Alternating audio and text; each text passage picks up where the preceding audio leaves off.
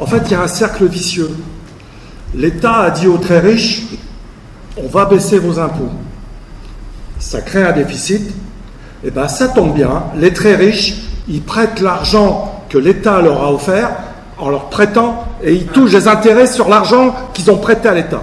Ça, c'est un scandale. Enfin, c'est incroyable. Deuxième chose, c'est par rapport aux exonérations des cotisations sociales. L'État a décidé qu'en dessous de 2 SMIC, c'est ça, 2 SMIC. Ouais, maintenant c'est 3 on SMIC. Ne paye plus, 3 SMIC depuis le 18 juin. 3 SMIC, les entreprises ne payent plus de cotisations qu'ils devraient payer. Et l'État a dit, vous inquiétez pas, c'est nous qui allons payer l'État. Mais comme l'État est en déficit, des fois il oublie de payer. Et il oublie tous les ans de payer la somme qu'il devrait payer. C'est aussi un des exemples du déficit. Voilà. Ouais. Qui d'autre? Pardon. Allez. Tu sais ce que je veux dire? Oui, bonjour à toutes et tous. Merci Gérard pour l'exposé. L'histoire de la Sécu, c'est vraiment quelque chose d'important à connaître, d'important à transmettre. On voit bien à quel point elle est attaquée actuellement en France et comment aux États-Unis, c'est tout l'État social qui est mis en danger par les fascistes qui sont au pouvoir. J'ai envie de dire, on peut être sur la défensive et j'ai envie de dire, soyons aussi à l'offensive. Donc, moi, j'ai envie de vous parler d'une nouvelle branche possible de la sécurité sociale, qui est la sécurité sociale de l'alimentation. Alors, c'est un système qui reprend vraiment la devise qui est dans le décret de création de la sécurité sociale, de chacun suivant ses moyens et à chacun selon ses besoins. Et c'est vraiment un système qui veut se baser sur la Sécu d'avant 59, c'est-à-dire avec vraiment contrôle démocratique par les salariés. C'est quelque chose qui permettrait à chacun et chacune d'avoir la possibilité d'avoir, alors pour l'instant on est sur une somme de 150 € par mois par personne, c'est quelque chose à définir, qui permettrait d'aller acheter de la nourriture saine dans des magasins conventionnés. Donc il y a les 3 piliers de la Sécu qui sont la cotisation, le conventionnement et l'universalité. Et ça permet également de maintenir une activité paysanne sur les territoires qui est vraiment mise en danger aussi par un modèle agricole industriel qui est complètement délétère, qui nous empoisonne. D'ailleurs, une des causes, alors il n'y a pas de déficit, j'entends bien, mais une des grosses dépenses de la sécurité sociale sur le poste de santé, c'est dû à notre alimentation pleine de cochonneries et déséquilibrée, etc. Donc il y a une vraie réflexion. Alors je ne vais pas être beaucoup plus long, je ne suis pas là pour faire un exposé. On est en train d'essayer de bâtir un collectif dans les Vosges qui s'appelle un collectif pour la sécurité sociale de l'alimentation. Si ça vous intéresse, vous pouvez travailler. Il faut vraiment qu'on mette en place très rapidement une expérimentation. Il y en a déjà une 40aine en France. On connaît celle de Montpellier, à Lyon, en Alsace, etc. Donc sécurité sociale d'alimentation, ça veut dire quoi? Ça veut dire qu'on n'est plus sur la défensive. Non seulement on reprend la main sur la Sécu, mais en plus on la fait évoluer. Merci.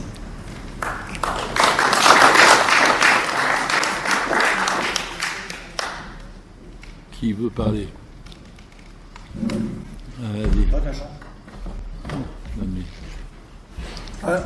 Sur l'histoire des cotisations, moi j'ai quand même quelques interrogations parce que, bon, certes, on entend dans le mouvement social que l'on dénonce les exonérations à tour de bras, je suis bien d'accord. Donc c'est vrai aussi que c'est pas que l'État oublie de payer, mais c'est que normalement il s'est engagé à compenser les cotisations qui exonéraient, il me semble, jusqu'en 2020-2022, qu'à partir de là, il y en a une petite partie qui n'est plus compensée, mais la grande majorité à l'heure actuelle, elle est encore compensée. Et je trouve que si on n'explique pas tout ça, c'est complexe, c'est technique, je suis bien d'accord, mais je trouve qu'au niveau du mouvement social en général, si on veut une mobilisation pour défendre la sécurité sociale, parce que c'est bien tout ce qu'on vient de dire, mais qu'est-ce qu'on fait? Comment on se mobilise? Quelle action on mène pour gagner, quoi, ou regagner, hein? Et sur l'histoire des cotisations, je trouve qu'on doit être plus explicite que ça. Et il faut savoir quand même que la compensation au niveau de l'État, elle se fait grâce à la TVA. Et donc, à la limite, on paye 2 fois, quoi. En tant que consommateur, on paye une TVA, et cette TVA, elle est redonnée à la sécurité sociale pour compenser les exonérations de cotisations. Donc c'est quand même un système assez vicieux, mais moi je trouve qu'il faudrait... on a beaucoup de mal au niveau de faire la clarté sur cette question-là. Et l'autre question, moi j'ai connu des organisations, entre autres les Mutuelles de France, mais c'est un peu en filigrane dans le mouvement social également. On ne parle pas de la modulation des cotisations en fonction du chiffre d'affaires et du nombre de salariés. Le petit artisan, l'agriculteur paye le même taux de cotisation que le grand patron, que ceux du CAC 40. Et dans une entreprise de main-d'œuvre, le niveau de cotisation est extrêmement élevé, alors qu'il y a des entreprises comme la pétrochimie, etc., qui ont une masse salariale assez faible et qui ont une grosse masse capitalistique.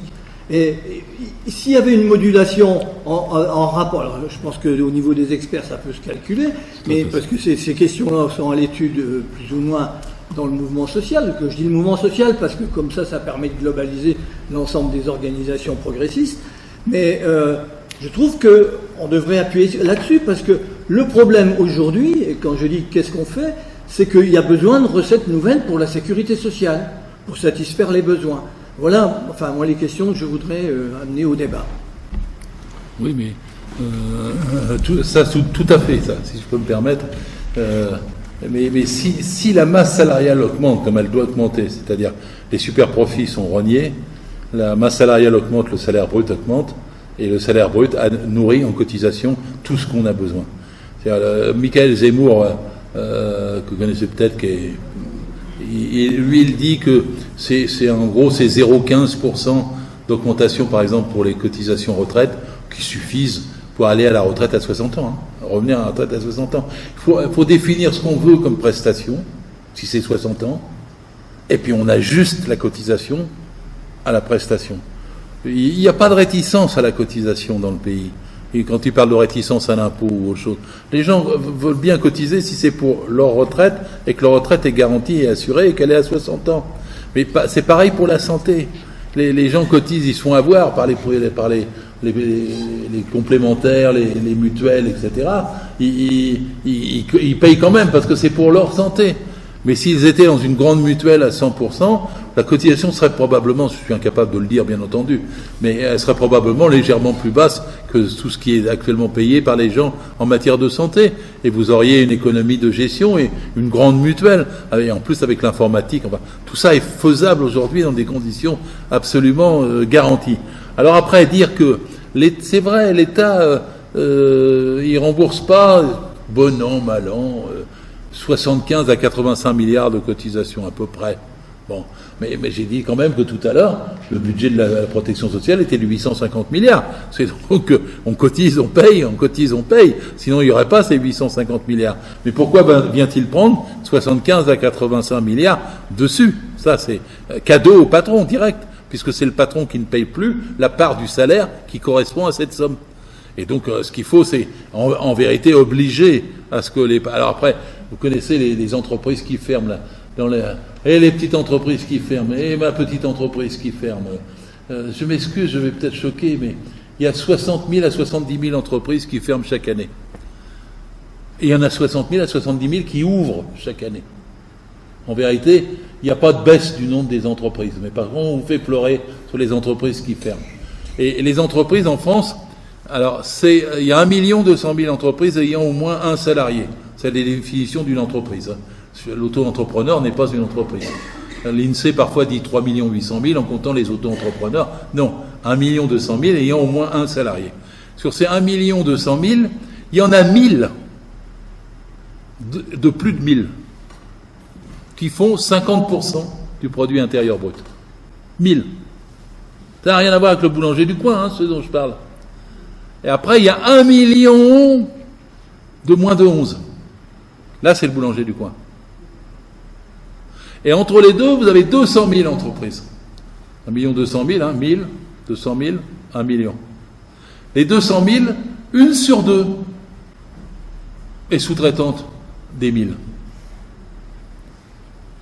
C'est-à-dire que l'agencement, c'est une immense pyramide où ceux qui décident de tout. Et c'est vrai que celui qui est en haut, d'abord, c'est celui qui paye le moins d'impôts, c'est tout ce qui se discute en ce moment.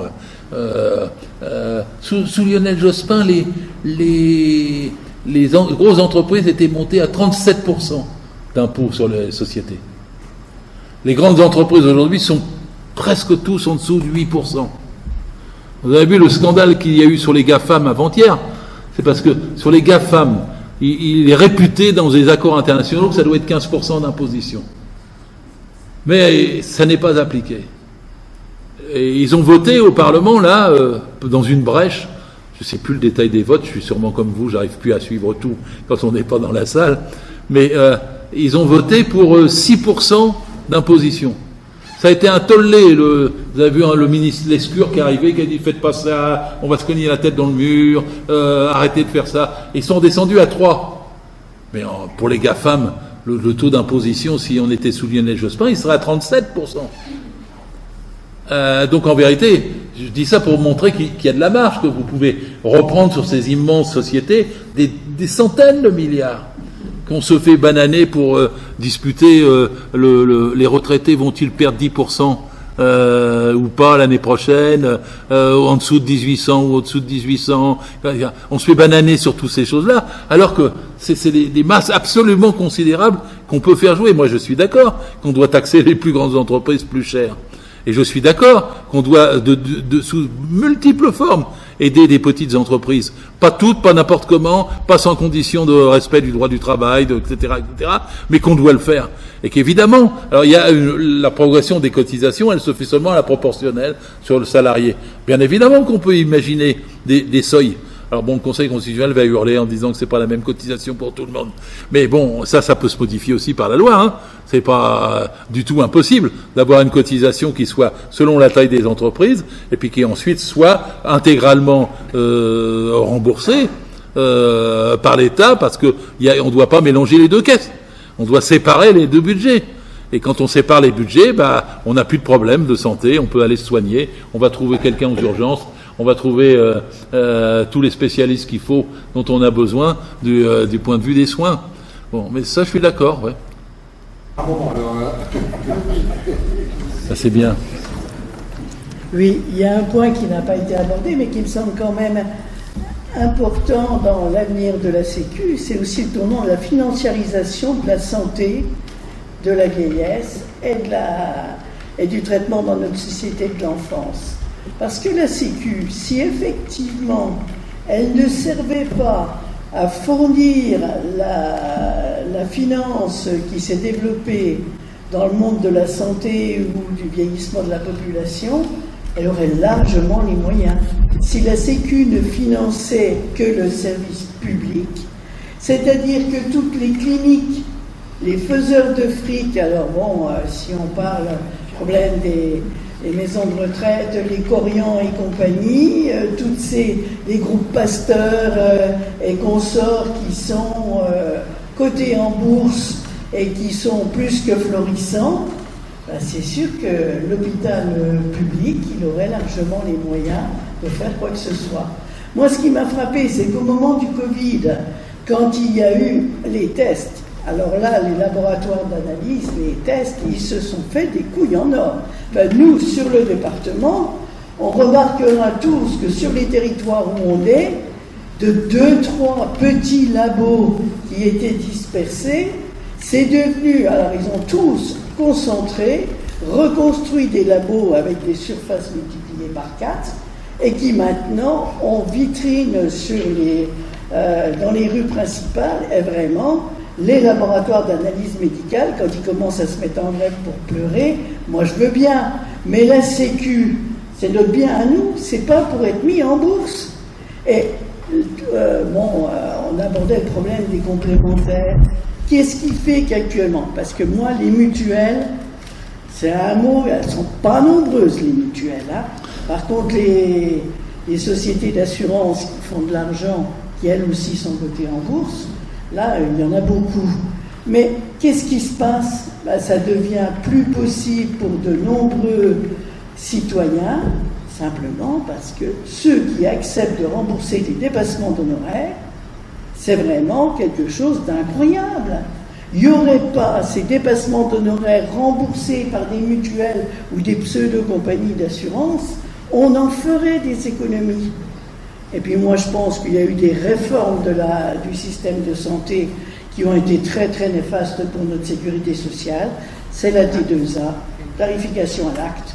Alors, celui qui veut se faire du fric, moi je suis étonné, quelqu'un a mal au genou, s'il n'a pas passé des radios, des scanners, un IRM, de ceci, de cela, avant qu'on lui dise, bon ben finalement, la prothèse c'est peut-être la solution. Mais il est allé en voir des spécialistes avant, il en a passé des examens. Et quand on voit les errances médicales, les spécialistes chacun dans leur secteur, il faut aller en voir 4 avant d'avoir un diagnostic qui permette peut-être de commencer le traitement. Et il est vrai que la T2A devrait être vraiment quelque chose qui disparaisse, une tarification à l'acte. C'est bien de chacun selon ses moyens, à chacun selon ses besoins. Mais ça ne veut pas dire que tarifier. Il y a peut-être un malade qui aura besoin d'un examen et ça suffira, puis un autre, il en faudra beaucoup plus, mais ce n'est pas grave. Et il y a dans ce système de santé, bon, il y a aussi la remise en cause de la médecine libérale. Parce qu'il n'est pas normal que quand il s'agit de la santé, de la vie des gens, que l'on puisse se permettre de dire, ben moi je veux bien soigner ou je ne veux pas soigner. Et là aussi, bon, dans les sketchs ça n'apparaît pas, mais c'est l'histoire du, ben oui, mais si je lui donne pas les 500 € qu'il me demande, parfois sous la table, hein, parce que des fois c'est encore mieux, si je lui donne pas 500 €, il n'acceptera pas de me soigner. Je sais que moi, je dis toujours aux gens, vous refusez. Et vous verrez, si on vous dit, ben non, désolé, mais on ne peut pas vous prendre, hein, si vous ne pouvez pas payer. Mais les gens ont intégré que parce que c'est le professeur machin ou le professeur truc, il a le droit non seulement de taper dans le budget de la sécurité sociale, mais en plus d'en demander un complément plus que celui d'à côté, qui n'est pas plus mauvais pour autant. Donc moi je pense que la préservation de la sécurité sociale, c'est aussi une remise en cause fondamentale du système de santé en France. Parce que de toute façon, autrement, on n'y arrivera pas, hein. Et puisqu'il paraît qu'il faut faire des économies, il y a quand même des pistes d'économie qui pourraient améliorer beaucoup les choses pour les citoyens et qui feraient énormément de bien à la sécurité sociale.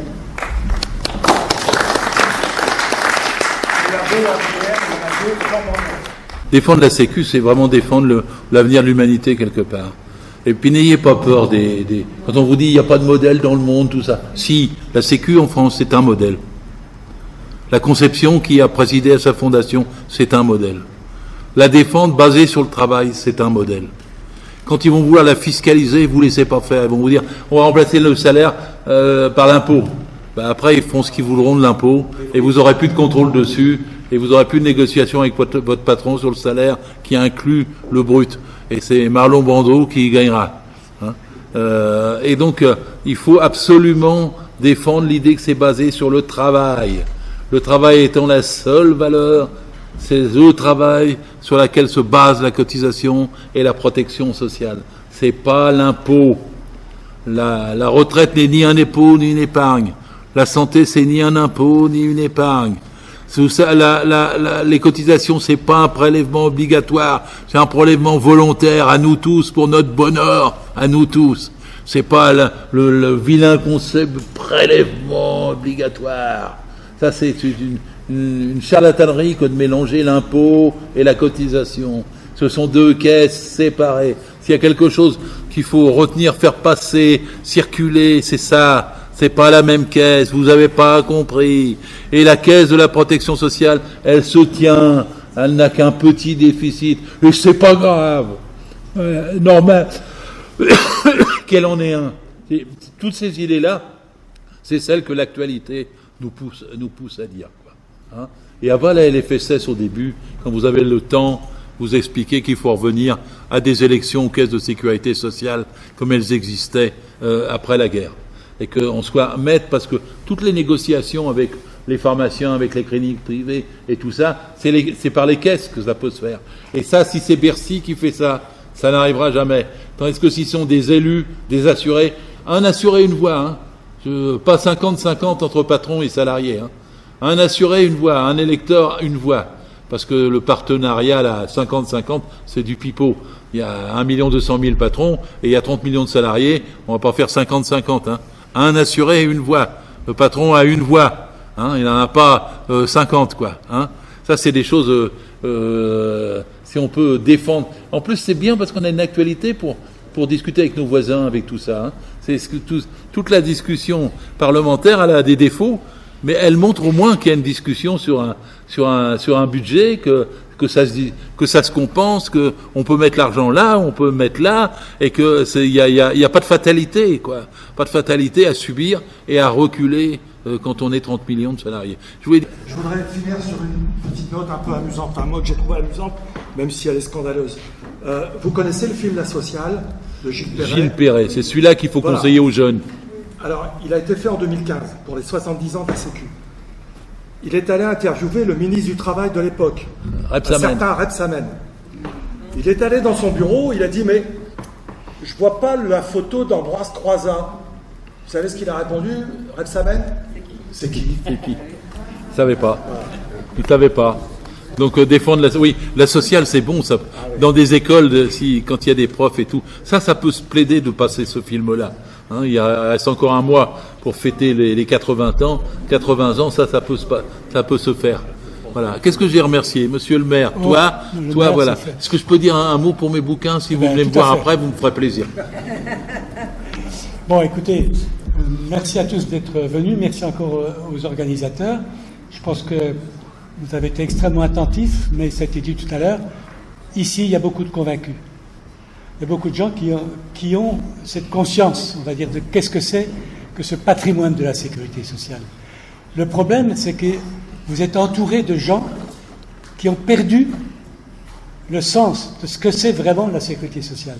C'est tous ceux qui alimentent, ça a été dit, la différence entre le net et le brut. Tous ceux qui veulent raccourcir ça sont dans une ignorance incroyable de ce que c'est que ce patrimoine qu'il faut absolument non seulement protéger, mais faire fructifier, et également par rapport à de nouveaux risques qui existent.